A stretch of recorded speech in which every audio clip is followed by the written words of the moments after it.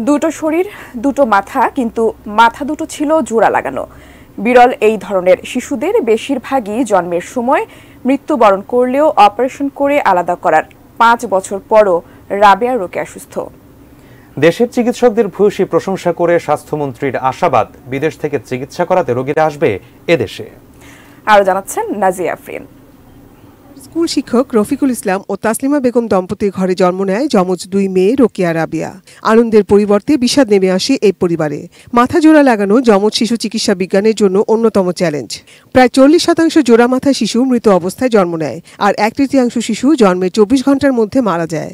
আনুমানিক 25 ভাগ জোড়া শিশু বেঁচে থাকে, যাদের জন্য প্রয়োজন জটিল অপারেশন। প্রধানমন্ত্রী শেখ হাসিনা দেশের চিকিৎসকদের রোকেয়া রাবেয়ার জোড়া মাথা আলাদা করার দায়িত্ব দেন। তারই নির্দেশে 2019 সালের 1 আগস্ট রাজধানী সম্মিলিত সামরিক হাসপাতাল সিএমএইচে 33 ঘন্টা এই 2 কন্যার জোড়া মাথা আলাদা করার অপারেশন হয়। বিশ্বের জটিলতম অপারেশনগুলোর মধ্যে এটি ছিল 17তম। পরবর্তী সময়ে 2020 সালে আরও 2টি অপারেশন হয়। 2022 সালে রাবেয়ার মাথার বাম দিকে ক্ষত শুরু হয়। পরে সিএমএইচে বাংলাদেশ ও হাঙ্গেরীয় বিশেষজ্ঞ চিকিৎসকদের সমন্বয়ে আরেকটি অস্ত্রোপচার হয়। কয়েক দফায় অপারেশন শেষে গত 5 বছর ধরে সুস্থ অবস্থায় বেঁচে আছে রোকেয়া রাবেয়া। কৃতজ্ঞ আমার চিকিৎসক ভাই বোনদের কাছে, বাংলাদেশি চিকিৎসকদের যে অক্লান্ত পরিশ্রম, আমাদের সিভিল এবং কম্বাইন্ড মিলিটারি হসপিটাল যৌথভাবে যে অসাধ্য কাজ করেছেন। যদিও রোকেয়ার স্নায়ুতন্ত্রে কিছু জটিলতা রয়েছে, তবে চিকিৎসকরা আশাবাদী সম্পূর্ণ স্বাভাবিক না হলেও সুস্থ থাকবে রোকেয়া।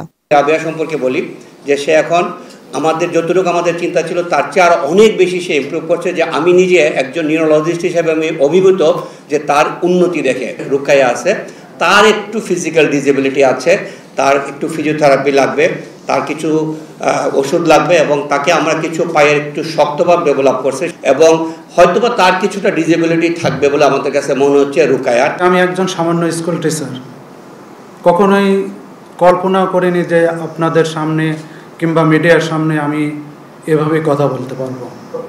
আসলে এগুলো সম্ভব হয়েছে শুধু একমাত্র রাবেয়া রোকেয়ার জন্যই। আমি আজকে সারা বাংলাদেশ বলেন আর বাইরে বলেন আমি পরিচিত, শুধু রাবেয়া রোকেয়ার জন্য।